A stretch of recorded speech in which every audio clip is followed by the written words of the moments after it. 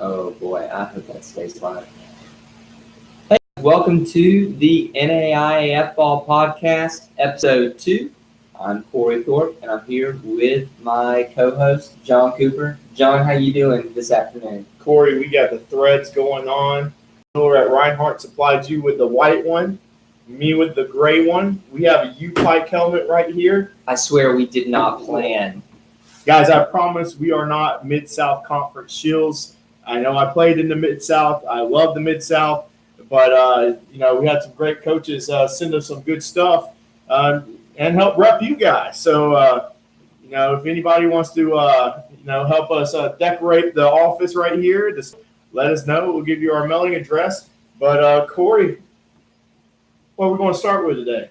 Oh, man. Well, first off, we better thank our sponsor at 417 Helmets.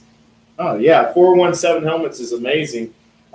They actually sent us a NAIAFBALL helmet that was featured here. It's right on the back, hanging up on the wall back there. But it was featured here last week. Yep. And they do an awesome job of miniature helmets. So if you're for something to decorate your man cave, they can do any kind of team, logo, helmet, whatever you need, 417 Helmets. And then fifth quarter.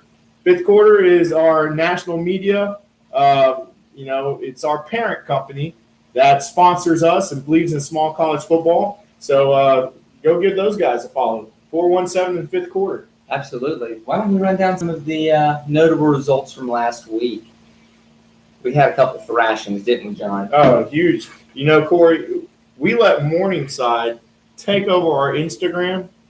We didn't know that it was going to be like a funeral instead of a game. And, we thought St. Francis, Illinois was going to give them a little bit. And I don't think it's a testament that St. Francis is just a horrible ball club, but I think Morningside's just that good. Honestly, I think St. Francis knocks up some wins over there this year. Absolutely. I certainly wasn't expecting them to put up 80 points in the rain. No, 585 yards of total offense in the rain. And it was balanced, too. That goes to show you what Morningside lost last year, guys. That's a program of consistency of greatness. Corey, you got any stats for us from that game? Well, we've pulled up here. Well, I'll take over. Yeah, about to say you have pulled up. Yeah, I haven't pulled up. So Morningside rushed for 246 yards and then had 339 yards passing in the rain. Now, Morningside does like a little screen game action, which we saw a little bit there. They also love that vertical passing, and they did not shy away from it in the rain. Arnajay Ponder, who returned last year, is full force again, another 100 yards rushing. The second string running back, I don't want to butcher your name, so Morningside SID, if you're watching, please let us know the pronunciation of that name. But he also rushed for over 100 yards. St. Francis absolutely had no answer. And let's clarify, this is not the St. Francis, Indiana, the Cougars that met Morningside in the semis for the past 3 years. This is the other St. Francis in Illinois, I think outside of Chicago. I think you're right. So they're the Saints, and they're in that Mid-States Football Association, but on the other side of the other St. Francis.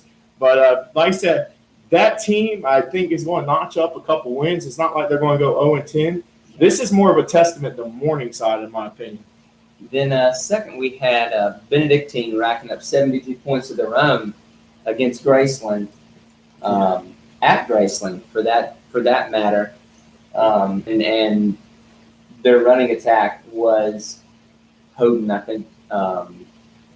Stewart went for 5 touchdowns, if I remember off the top of my head. Well, you had let's see the stats over here. Yeah, you had Schaefer Schutz having a good game with 195 yards passing and a touchdown. And then, rushing. It was Nyhard. Yeah, Nyhard. It's a little bit by committee. The interesting thing about Benedictine is we didn't know how they were going to respond after getting that far. Coach Wilcox is still looking for that one national championship, and he looks like he has his guys honed in. It's going to be very interesting to see over there out in Kansas. Benedictine's one of those few schools that are playing in the heart instead of the KCAC over there. And there's a lot of NAIA schools in the Kansas area, and they're not in the KCAC. But Benedictine looks like they're going to run their side of the conference again. The third one that was absolute thriller. If you didn't catch it on Thursday night, I don't know what you were doing. Rocky Mountain upsets Dickinson State 23-21 on a final possession drive that puts the Battling Bears ahead. Guys, this was a knockdown, drag-out, heavyweight fight, and nothing against Dickinson State for losing this game at all. And honestly, Dickinson got off to a really slow start when we were watching the game, and they had a hard time getting going. But Rocky, I'm eating my crow, Corey. I picked Dickinson State to win this game just based on stability. But first-year head coach over there, Coach Stutz, he really pulled it together. They got off to a fast start, and they prevailed. They even went down in the fourth quarter. They were losing 21-20 with 38 seconds left in the game, and they got the game-winning kick. Unbelievable. Absolutely. And then another upset we had was Kaiser 34, Dordt, the 24th ranked Defenders 21 on that one. Kaiser started fast and did not let up.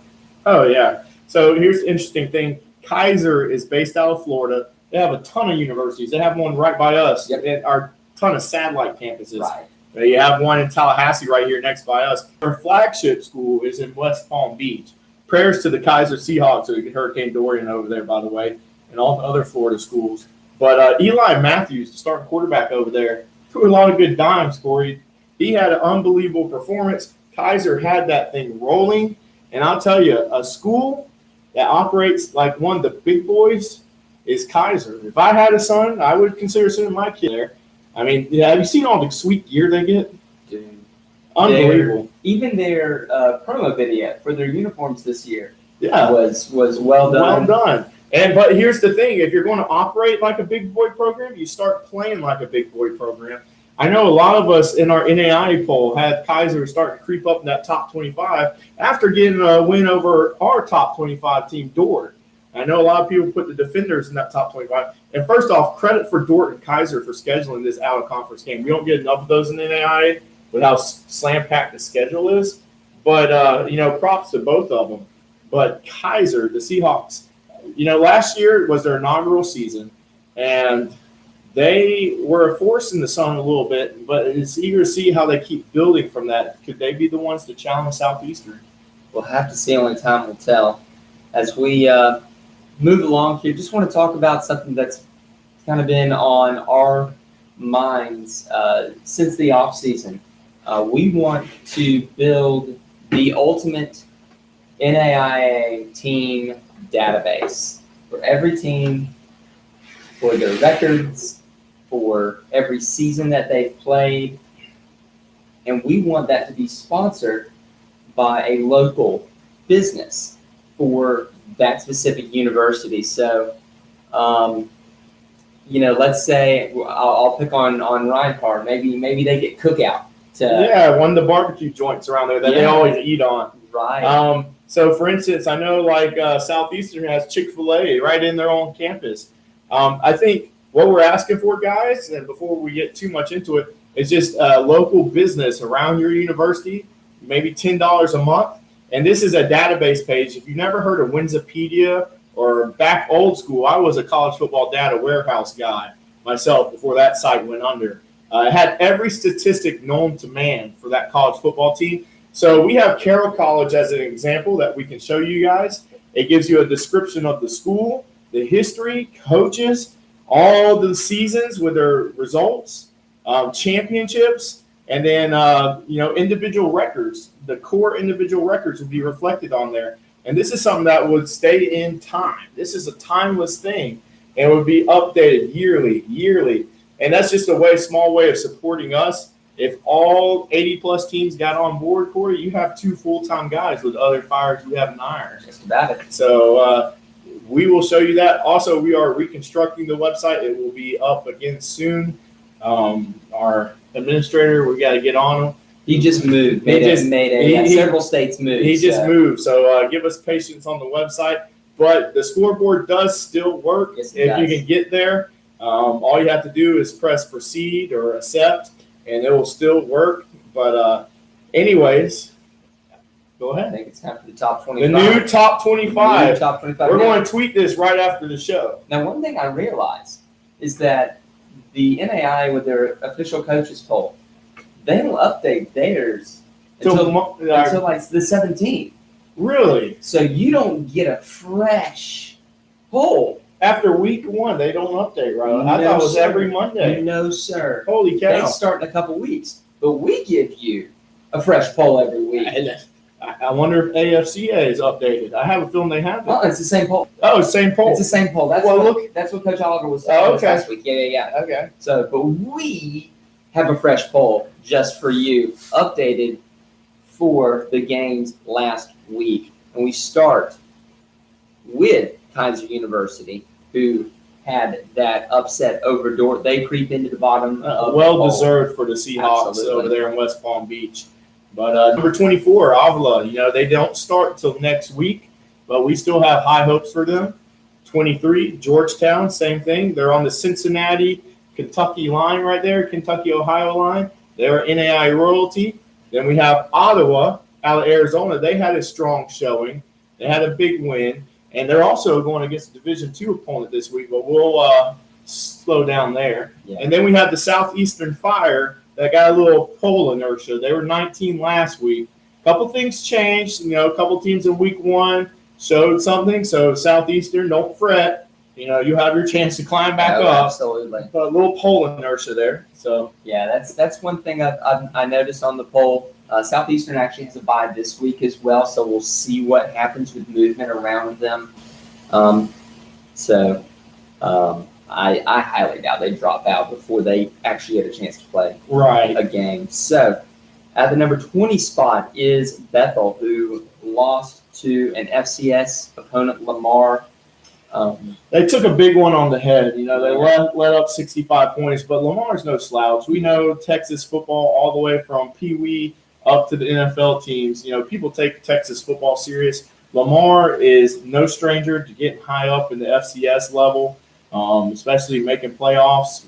But the Bethel Wildcats need to rebound, and we didn't drop them too far in the poll. Yeah. But, it just is what it is. You got to win your games, and even if it's Goliath standing there, you're going to draw. Absolutely. Next up are the Evangel Crusaders at 19. The other Ottawa out of Kansas at 18, who opens their season this week. Cumberland's out of Kentucky, who opens at Ave Maria. That's going to be a big game. Ave Maria won to share the Sun title last year. So that's going to be a huge game. We're looking forward to seeing what the Patriots can bring. And then Dickinson State, who out of our top 25, dropped the most. How many spots did they drop? That would be 9 spots. Well, before we move on to the next one, and Dickinson State, credit to them and Rocky. They play all the time, guys. I think this is like the past 11 years they've played each other for continuing that out-of-conference series. Credit to those guys. Yeah. Dickinson State's going to make the playoffs. Okay. They're going to win the North Star. It just is what it is. And that games like that get you ready for the playoffs. Absolutely. At number 15, we have the team that beat them, the Rocky Mountain Battling Bears. It would have been a disservice to the Bears if they would have been below. Yeah, and this happens all the time in major college football where, you beat a team and you're still ranked behind them. Yeah. And it's going to happen soon enough in major college football after this week, probably. Probably. They were our biggest mover on the positive side, coming up 7 spots. Well-deserved there. We don't have to go too terribly far for number 14 being the College of Idaho.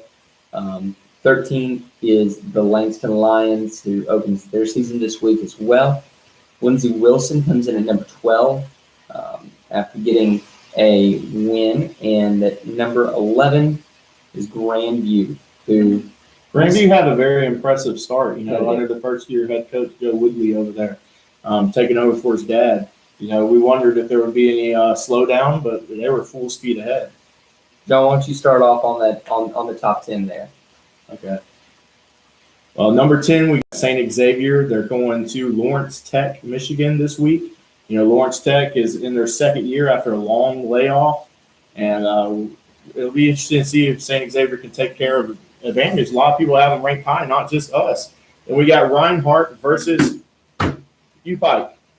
I didn't even plan that. You didn't plan that? Not at all. It's amazing. The two supportive programs of us. It's like it was just divine intervention right It's there. gonna be- So that's absolutely awesome. Pikeville took one on the chin to Murray State. They were able to move the ball in the racers. Honestly, I thought Pikeville had a very impressive showing against the FCS team. I actually played under Murray State's quarterback coach, Nick Coleman, and for them to slow down that little air raid shotgun attack just a little bit. I know Murray State put up a lot of points, but games like that, games against FCS teams get you paid, ready for your regular season, and if you make it to the playoffs, you're battle tested. Absolutely. Props to the teams that play those FCS teams. I mean, and Murray State's a team that will roll up into your Division I FBS, Right, and take a money game themselves. that's right. So no shame. And then we got Northwestern. They have a out-of-conference game against Valley City State, a team out of the North Star over there. It's going to be interesting to see, with Morningside flexing their muscles last week, and this is supposed to be the year of the Red Raider, And they got to stop that running back. We got to see if Northwestern is going to flex their muscles and get ready. Then we got Baker out of Kansas. Fun fact about Baker, they had the first ever college football win against the Kansas Jayhawks. And they made the NAIA playoffs last year, and this is a playoff deciding game already in week 2. 1 or 2 losses, you can still manage to get in there. 3, you're in jeopardy a little bit. It's on the bubble. So these are huge games early, and that's going to be one of our games of the week, Baker versus Grandview. And then Concordia comes in at that 6th spot, rounding up this slide. They have Kentucky Wesleyan, a D2 school. And before I say that, Kentucky Wesleyan is D2. They're used to getting smacked around by some NAIA teams in Kentucky. They were in the NAIA They were in for the a couple NAIA, of years. yes. They've been going between D3, NAIA, D2. You're right. They're finding the best fit for them, but don't be surprised if Concordia just goes up and goes down and smacks Kentucky Wesleyan.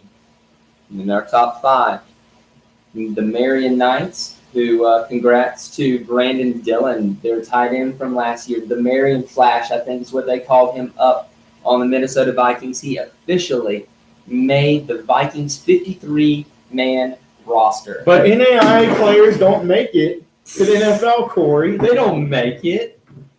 But The Vikings do. So don't let anybody discount that. Go ahead.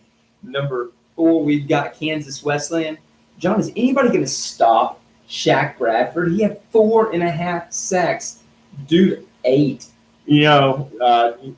A lot of people I heard rumblings weren't that impressed with their win, but to me, winning 43-21 over a Texas Wesleyan team that you don't ever see, that's a weird game. It's out of conference, and Texas Wesleyan is in a hotbed of recruiting, even though they haven't had that success as a program yet. I was very impressed with the 43-21 win.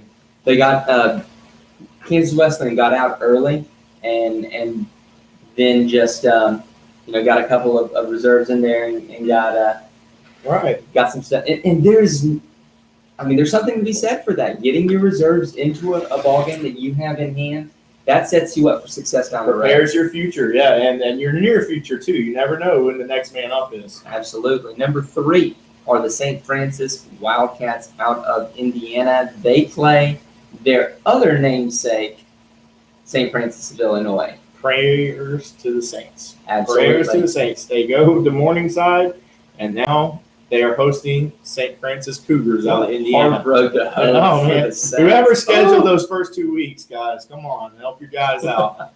Number 2 is the Benedictine Ravens.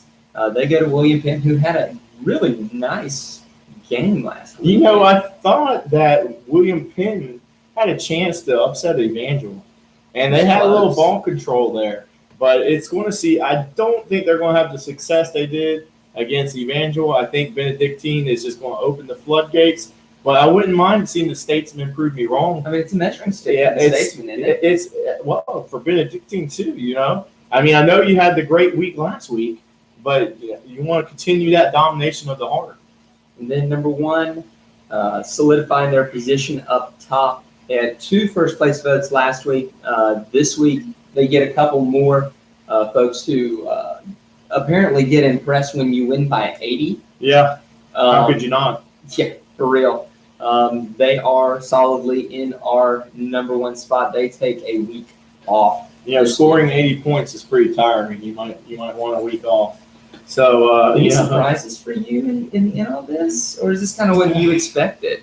I mean, mine's definitely a little different. While I am impressed with Morningside, St. Francis, Indiana hasn't played a game. I still had St. Francis at number 1. You can tell that other number 1 was. Yeah, I'm just going to be honest with you guys. Other than that, I mean, I thought it held pretty still. I think, we have different entities that vote in this poll. It's not just me and him. It's the JV Sports Show out of Phoenix, who is a NBC affiliate. Mm-hmm. We got the Champion Sports Network out in Texas that helps us out with that. And we got 3 different entities, including us, and then OklahomaSports.net. Mm-hmm. He does a fantastic job over there. So they give us that Western coverage. And this is the most unbiased poll you guys are going to get, especially because we pay attention. If you watch our feed, guys, we're posting recordings of videos and stuff. We're watching NAIA football consistently. It doesn't get any educated than right here in this room. But our media poll is very unbiased, I feel like. And you can tell because the one thing I'm happy with is that Rocky got ranked ahead of Dickinson State. Yep. That doesn't happen even in major college football. I guarantee you if Louisville beats Notre Dame tonight, Louisville's not going to be ranked in the top 15. No. Notre Dame's not going to drop a couple spots. But, I mean, it showed on the field. They were better. This is the most unbiased poll you'll get. So, all that being said, what are we watching for this week, John? Well, the first game that we need to watch for is Concordia, the Cardinals versus Kentucky Wesleyan. We talked about Kentucky Wesleyan. They have a history of bouncing around different divisions, different leagues, NCAA, NAIA, D2, D3.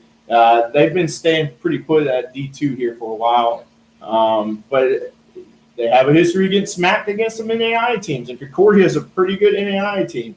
So it's going to be interesting to see what Coach Schumacher does going down there. That's a big road test for the Cardinals. So I have the Cardinals winning. I think they represent NAIA really well and get that D2 victory. I definitely agree. I think their running attack is just too much. Right. I totally agree with that. I would say, though, I am really looking forward to Baker Grandview, a top 15 matchup.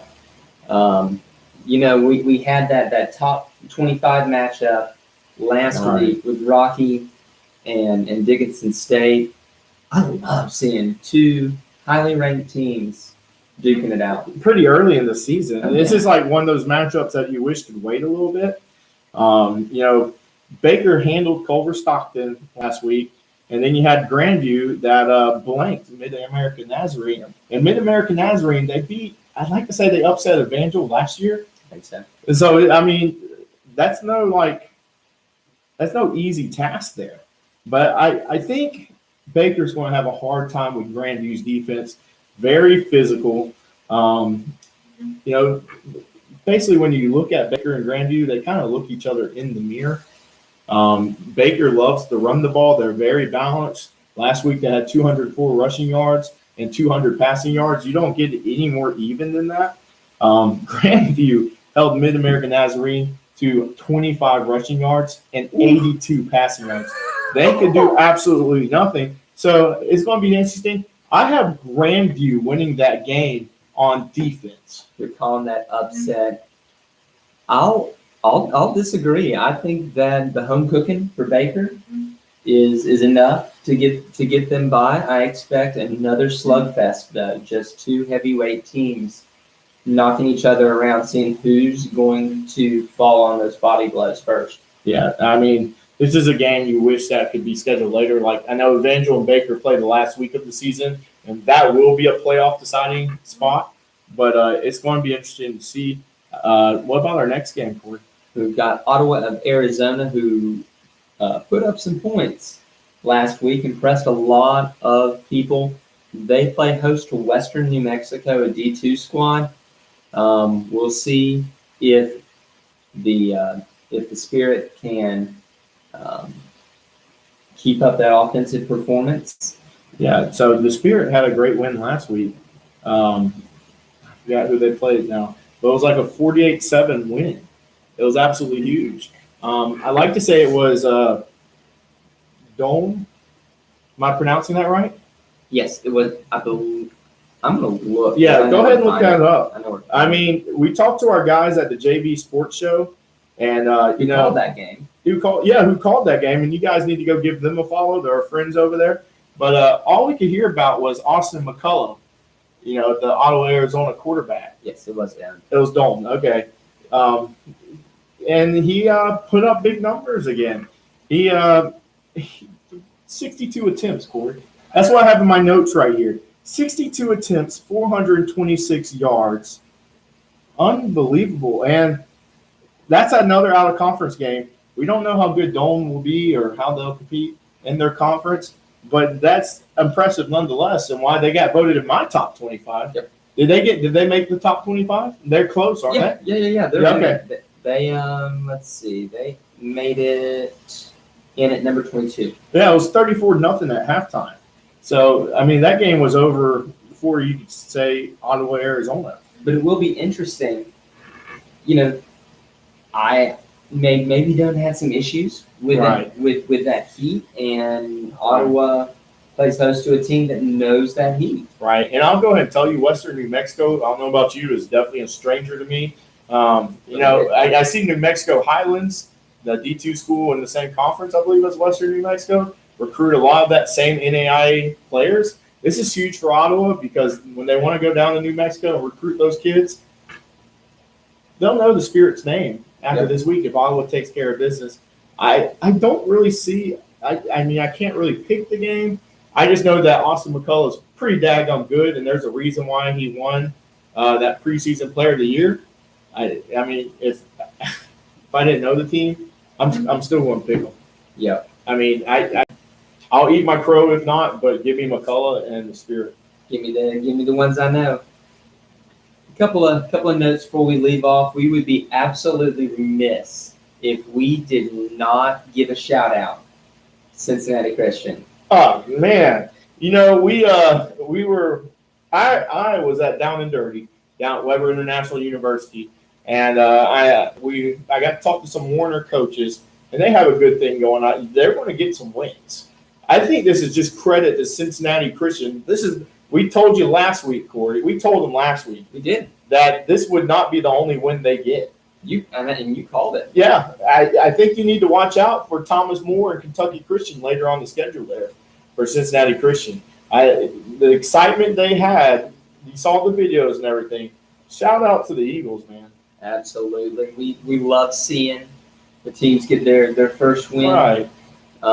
We will see it from Clark, from St. Thomas here in a bit. Probably not this week for St. Thomas. We're down in Miami. They're canceled. They're probably canceled. They are likely. I imagine they're not going to practice this week. I would highly doubt it. They're getting some serious rain. Prayers to all the NAIA schools in Florida, even Georgia. Reinhardt's going to get some. And even outside of football, the University of the Bahamas. Oh, yeah, they're an NAIA school. Absolutely. And prayers to those guys. Hammered. Yeah, the hurricane is stalling right there, right now. It's no movement. No movement. That's the craziest thing I've ever heard of. And we've lived through a Cat 5 hurricane before. Yeah. It is no joke. It's not fun. Other than that, we got the players of the week you want to talk about. You can take the offensive guy, and I'll take the defensive guy. Sure. We hinted at this a little earlier when we talked about Northwestern facing Valley City this week. Right. We said that the Red Raiders are going to have to deal with that rushing attack of Valley City. Well, here's why. Louis Quinones of Valley City rushed for 249 yards. That's not all-purpose yards. That's rushing. Can the Red Raiders stop Quinones? And they're going to want to flex their muscles after they look over the aisle and see Morningside put up 80 points. They are. And, Valley City's very talented. But it's going to be interesting to see. For the defensive side, we got Shaq Bradford. He had 4.5 sacks against Texas Wesleyan. He broke the sack record for Kansas Wesleyan for the KCAT. Probably didn't. He was above 20 He was sacks. above 20. And, you're starting off with 4.5. You're going to break your own record. You got 9 more games, man. We're starting at 4.5. He might, if he keeps going, over or under, does he get 30 sacks? 4.5 times 10 is 45. The only thing that's going to kill him is he's going to play a lot of run-heavy teams. He is. And like Bethel over there in Kansas, they run triple option. Not many sack opportunities over there. I'm going to say under, but not by I'm much. going to say very close. I mean, if you had said 2 dozen, I might have. If you had said 24.5, I might have just taken the under there. If you'd given me 23.5, I think I would take the over. For the KCAC teams playing the Coyotes, you might want to put a running back in to chip that guy. So just some free advice for you guys. Anyways, we appreciate the following you guys give us. We love doing this. Absolutely. We would love to do it full time for you guys. And what you see here is only a start. We can make this as far as you guys support us. We are like the PBS of NAI. We're sponsored by viewers like you. So we're going to put the Patreon link out tonight. Yep. It's just really exciting. Week 2 coming fast. Thursday night starts it and goes into Saturday. It doesn't get any better. College football, man. Absolutely. Now, if you are a cash-strapped college student, we totally understand. Yeah. We're not asking for players to donate. But we what players can do is Yeah. players can tweet or and talk about us to their friends, to their families. That's huge. And getting that out there. Right. Like I say it every week. I wish I had this when I was playing. This is covering you guys. We're not asking for you guys to pitch in, but there's a lot of other people that follow us that like the coverage. So, no pressure. It just is what it is. We just want to do this to the best of our ability. And it's nothing we want to get rich from, but something we would love to do full time one day. But other than that, Corey, we want to thank Fifth Quarter sponsoring us. Yep. 417 Helmets. Give them a follow. Thank you for Reinhardt University and U-Pike supplying the gear today. If we don't get anything new, you might be sponsoring again. Not sponsored, but you might be seeing them again. It just is what it is. And another thing, one shout out my alma mater wearing those new sporty helmets. Those were sweet. They're rebranding a little bit. Faulkner University, shout out, 38-19 over Bluefield. We have more coming. Follow the content. For John Cooper, Corey Thorpe, stay classy.